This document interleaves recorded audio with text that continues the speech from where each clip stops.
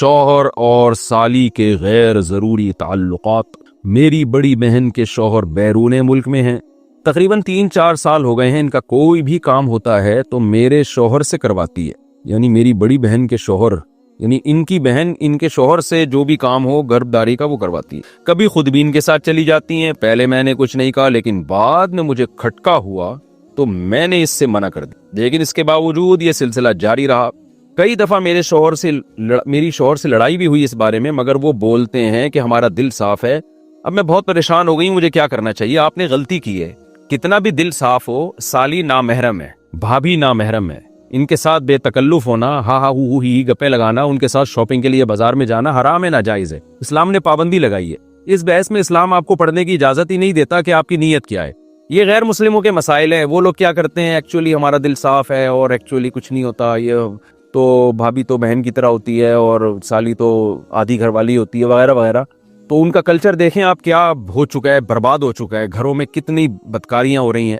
تو اللہ تعالیٰ نے جب قرآن میں پابندی لگا دی کہ تمہاری بیوی ہے، اس کی بہن سے، وہ بہن تم سے پردہ فرض ہے، تو آپ کیوں اس سے فری ہو رہے ہیں؟ تو جب آپ کے شوہر آپ کے سالی جو ہے نا اس سے بے تکلف ہو رہے تھے، آپ کو ان کو ڈرانا چاہیے تھا اللہ کے عذاب سے۔ مرد یہ گڑبڑ کر رہے ہوتے ہیں کہ ہمارا دل صاف ہے، آپ بولیں بھائی آپ کا دل صاف ہے یا نہیں ہے؟ آپ کوئی فرشتے نہیں ہیں، آپ کی شادی مجھ سے ہوئی ہے، میری بہن سے نہیں ہوئی، اور اپنی بہن کو بھی سیدھا کر دے کہ تم کیوں اس سے فری ہو، کہ میرے شوہر سے تم کیوں فری ہو رہی ہو۔ تو یہ بحث ہی غلط ہے کہ دل صاف ہے یا خراب ہے، اسلام نے بیسک پر ہی پابندی لگا دی ہے۔ تو بھابھی پر بھی لازم ہے کہ وہ دیور سے پردہ کرے۔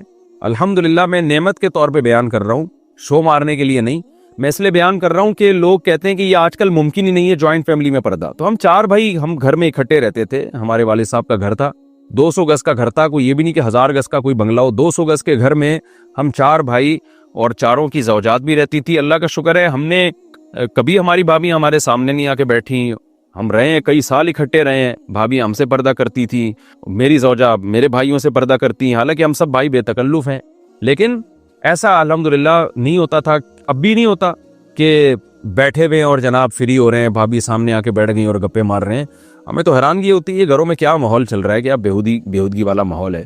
تو بالکل غلط ہے، اس کو ٹھیک ہے، میں نہیں کہہ رہا کہ سارے غلط ہیں، کوئی بھابھی دیور سے بے تکلف ہو رہی ہے تو اس کی نیت خراب ہے، میں نیتوں پہ ڈاکے نہیں ڈال رہا، نہ میں شبہ کر رہا ہوں، لیکن اسلام نے ایک ضابطہ اصول بیان کر دیا ہے کہ نامحرم از نامحرم۔ آپ کی بہن ہے، اس سے بے تکلف ہوں، اپنی خالہ سے، پھپھی سے بے تکلف ہوں، اپنی بھانجی سے، بیٹی سے، سوتیلی بیٹی سے، یہ آپ کی بیٹیاں ہیں، پوتیاں، نواسیاں، یہ آپ کی اولادیں ہیں، اس کے علاوہ آپ کسی عورت سے فری نہیں ہو سکتے، ہاں ہو نہیں کر سکتے۔ ممکن ہے لوگ کہیں مفتی صاحب آپ بھی تو سما ٹی وی پہ فری ہو رہے تھے، وہ بہت لوگوں نے اعتراض کیا ہے نا، تو میں جو میرا انٹرویو لے رہی تھی نا سما ٹیلی ویژن پہ، وہ میرے سامنے نہیں تھی اور مجھے نہیں پتا تھا انہوں نے دوپٹہ لیا ہوا ہے کہ نہیں لیا ہوا، میرے سامنے ایک موٹی موٹی مونچھوں والا آدمی بیٹھا ہوا تھا، تو اس لیے اس کو یہ کہنا کہ سامنے بیٹھ کے کسی لڑکی سے فری ہو رہا ہوں، یہ الزام غلط ہے۔ تو بہرحال آپ کو چاہیے اب آپ اپنے شوہر کو پابندی لگا دیں، بولیں یہ چیزیں میں برداشت نہیں کروں گی، آپ جتنے بھی نیک ہیں آپ کو میری بہن سے فری ہونے کی اجازت نہیں، اور اپنی بہن کے بھی اسکرو تھوڑے ٹائٹ کریں، آپ اس کی شادی کروائیں تاکہ اپنے گھر میں جائے اور یہ فساد نہ بچائے۔ آپ کیا شادی شدہ یا کنواری ہوئی سالی سے اگر ریلیشن ہو جائے تو اس سے نکاح ٹوٹ جاتا ہے؟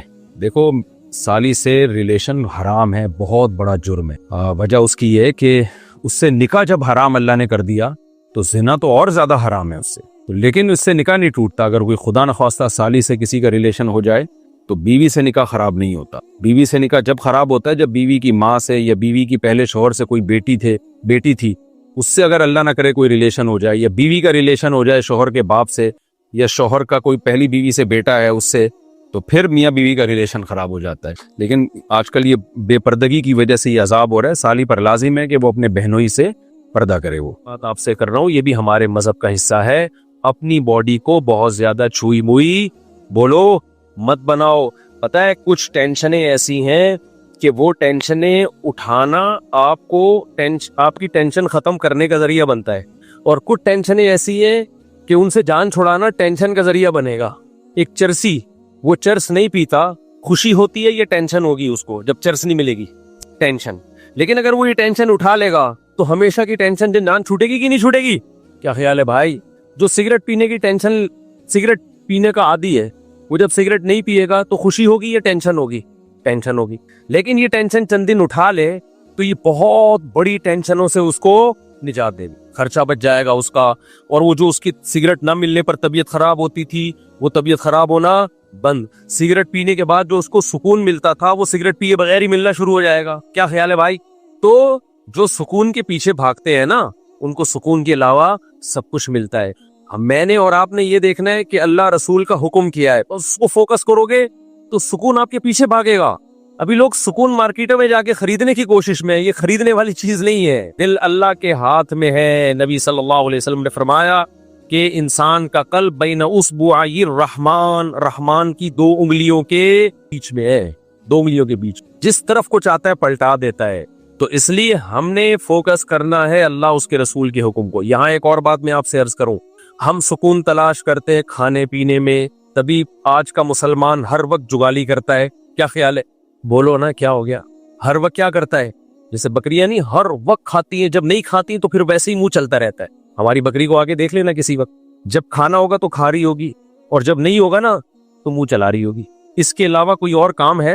اور مینگنیاں بنا بنا کے نکال رہی ہوگی. ادھر کھائے گی, اتنی مینگنیاں نکالتی ہے نا بکری, کھائے گی نکالے گی ادھر سے مینگنیاں بنا کے, تو دودھ بھی بنا کے نکالتی ہے الحمدللہ. تو انسان بھی نا آج کا سکون کی تلاش میں چاہتا ہے کہ ہر وقت کچھ نہ کچھ کھاتا رہے. یہ مزاج شریعت نہیں ہے, یہ سکون حاصل کرنے کا نیچرل طریقہ. بولو, اگر آپ نے اپنے آپ کو کھانے کا عادی بنا لیا نا, اس سے آپ کی ٹینشن ختم نہیں ہوگی, اس سے آپ کی ٹینشن بڑھ جائے, اور کھانے کو دل کرے گا, اور کھانے کو دل کرے گا. تھوڑی دیر کچھ نہیں ملا پھر دل چاہے گا, کسی کام کے نہیں رہو گے, بیڑا غرق ہو جائے گا. اس لیے ہماری شریعت میں کوئی ایک حدیث بھی ایسی نہیں ہے, کوئی ضعیف حدیث ہی ہو جس میں کھانے کی فضیلت ہو کہ کھانا کھانا ثواب ہے, کہیں بھی نہیں ملتا. یہ تو پتہ نہیں مذہب میں کھانے کا تصور آیا کہاں سے, میں تو اس پہ حیران ہوں. کوئی ایک بھی مثال نہیں ملتی ہمیں اس کی. اور میٹھا کھانا تو ہے ہی نہیں. ایک تو ہم لوگوں نے جرم یہ کیا کہ کھانا اسلام کے کھاتے میں ڈال دیا, تبھی جتنے مذہبی لوگ ہیں ان میں میجورٹی آپ کو کھانے پینے والی نظر آئی. کیوں؟ اس لیے کہ مذہب میں کھانے پینے کی رسومات ہم نے بڑھا دی. تیجے کا کھانا, 40ویں کا کھانا, پھر محرم کا حلیم, یہ سارے مذہبی کھانے ہیں نا. بھائی جان کیا ہو گیا؟ دیکھو محرم کا حلیم, پھر 40واں بھی ہوتا ہے کو محرم کا, پھر ربیع الاول آیا, وہ تو فرسٹ ربیع الاول سے لے کے بلکہ ربیع الاول سے پہلے سے ہی کھانے شروع ہو جاتے ہیں اور چلتے ہیں ربیع الاول کے اینڈ کے بعد, یعنی ربیع الثانی تک بھی چلتے ہیں. وہ پھوڑنے پھاڑنے کا ہی مہینہ کہلایا جاتا ہے. کھاتے رہو, دیگیں, بریانی, مٹھائیاں. ابھی کوئی صاحب کے بیٹا پیدا ہوا, مٹھائی لے کر آ گئے ہمارے لیے, اللہ ان کے برکت دے ماشاءاللہ. مٹھائیوں کا رواج ختم کرو. سمجھتے ہو یہ مٹھائی جو ہے ہمارے مذہب سے میچ, ہمارے مذہب سے پتہ ہے کیا چیز میچ کرتی ہے؟ گوشت, جس سے وزن نہیں بڑھتا. ہمارے نبی نے بچہ پیدا ہونے پر مٹھائی کا حکم دیا یا بکرا کاٹنے کا حکم دیا ہے؟ بولتے کیوں نہیں؟ گوشت. تو ہمارے نبی تو ہمیں گوشت خور بنانا چاہتے ہیں جس سے وزن بڑھتا نہیں ہے, اور ہم کیا کرتے ہیں؟ ہر خوشی پہ کیا کر رہے ہوتے ہیں؟ مٹھائی. تو ہم لوگوں کو لڈو بنانا چاہتے ہیں. کیا خیال ہے بھائی؟ ہم لوگوں کو کیا بنانا چاہ رہے ہیں؟ لڈو. 3 میٹھے ہیں جو شریعت میں جس کی فضیلت ہے کہ انجیر ہے, جس کا اللہ نے قرآن میں بڑا زبردست ذکر کیا. انجیر میں جس ٹائپ کا گلوکوز ہوتا ہے وہ ایک الگ ٹائپ کا ہے, جو ڈاکٹر کی اس کو الگ نام دیتے ہیں. دوسرا ہے شہد, اس میں بھی ڈیفرنٹ ٹائپ کا گلوکوز ہوتا ہے. اور تیسری چیز ہے کھجور, اس میں دونوں طرح کا گلوکوز ہوتا ہے. تو اس کے علاوہ تو ہمیں نہیں ملتا کوئی. ادھر سے آپ صلی اللہ علیہ وسلم نے کوئی جلیبی کبھی کھائی ہو, یا کبھی آپ صلی اللہ علیہ وسلم نے برفی کھائی ہو, مٹھائیوں کے نام ہے ہی نہیں. کھا لیں آپ, ہم بھی کبھی کبھار کھا لیتے ہیں, اس پہ مذہب کا لیبل. بولو یہ میرا بیان جو ہے نا, آپ کہیں گے مفتی صاحب کس ٹائپ کا بیان لے کے بیٹھ گئے ہو آپ. یہ میں وہ باتیں آپ کے سامنے کر رہا ہوں جو ہماری سوسائٹی کی نیڈ ہے. دیکھو اسلام کی خوراکوں پہ اگر غور کرو گے نا تو پتہ چلے گا کہ اسلام آپ کو ایکٹیو بنانا چاہتا ہے, اسلام آپ کو سست نہیں بنانا چاہتا. ہمارے جو دیندار حضرات ہیں یا مسلم قوم ہے, ان کی خوراکیں ایسی ہیں کہ یہ کمبخت چست ہو ہی نہیں سکتے. تو جو چست نہیں ہو سکتا وہ مذہب پہ کیسے عمل کر سکتا ہے؟ نہیں آ رہی میرا خیال ہے بات. مذہب میں نا سستی منع ہے. نبی صلی اللہ علیہ وسلم نے فرمایا اللہم انی اعوذ بک من الجبن ومن الکسل, اے اللہ بزدلی سے بھی تیری پناہ مانگتا ہوں اور سستی سے بھی تیری پناہ مانگتا ہوں. اسلام ایک پورا پیکیج ہے. اگر سستی سے نبی نے پناہ مانگی ہے, سستی کو کی حوصلہ شکنی کی ہے, تو یہ ہو سکتا تھا اسلام آپ کو خوراکیں وہ کھلائے جو آپ کو کولیسٹرول کا ڈبہ بنا دیں, سست بنا دیں. اور پھر چستی کی ترغیبیں دے. اس کا مطلب دیکھو ایک ڈاکٹر ورک شاپ کروا رہا ہو اور آپ کو ایکٹیو رہنے کے طریقے بتا رہا ہو اور پھر ہر ایک کے سامنے رسگلے کے ڈبے لا کے رکھ دیے ہوں تو آپ کہیں گے ڈاکٹر صاحب آپ کی باتوں میں اور آپ کے ایٹیٹیوڈ میں تضاد ہے, یہ دونوں آپس میں ملتی نہیں.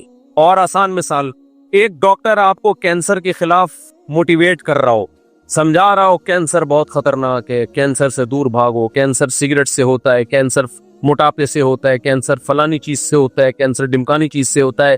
اس کے بعد پھر سٹا لگا رہا ہے بیٹھ, اور آپ گئے ایک ڈبہ آپ کو بھی پکڑا ہے گولڈ لیف, یہ لی کیٹو کن سائز فلٹر, ہمارے دور میں یہی ایڈ آتے تھے, اب پتہ نہیں کیا آ رہے, یہ کھائی. آپ بولو گے ڈاکٹر صاحب وہ کیا تقریر تھی وہ جو آپ گھنٹوں سے کر رہے تھے؟ تو ڈاکٹر کہے اصل میں مجھے لیکچر کے پیسے ملتے ہیں تو لیکچر تو میں نے دینا ہے. بھائی اس لیکچر کے تو مجھے پیسے ملتے ہیں تو وہ تو میں نے دینا تھا, اس لیے باقی اب یہ ہمارا آپس کا معاملہ ہے, سگریٹ پیتے ہیں کہ نہیں پیتے. تو آپ بولو گے ٹھیک ہے, پھر آپ ایک ایز اے لیکچرار بہت ایک اچھے ہیں, آپ ایز اے موٹیویشنل اسپیکر آپ کی 2 ٹکی کی حیثیت نہیں ہے, آپ تو لوگوں کو ڈی موٹیویٹ کر رہے ہیں. تو آپ مجھے ایک بات بتاؤ, ہمارے نبی صلی اللہ علیہ وسلم اگر خوراکیں ہمیں وہ بتاتے جو ہمیں سست بنائیں اور ترغیب ہمیں چست رہنے کی دیتے تو کیا آپ اللہ کے پیغمبر ہوتے؟ بولتے کیوں نہیں, پھر ہوتے اللہ کے پیغمبر. آپ کو پتا ہے یہ جو کھانا پینا ہے نا, یہ ہمارے مذہب کا بہت اہم ٹاپک ہے, یہ ہلکا نہیں ہے. نماز روزہ تو ہے ہی, اسلام کے 5 ارکان وہ تو ہیں ہی, لیکن نماز روزے پر آنے کے لیے اور اپنی زندگی میں شریعت کو لانے کے لیے اور بھی کچھ پیکج دیے پیغمبر صلی اللہ علیہ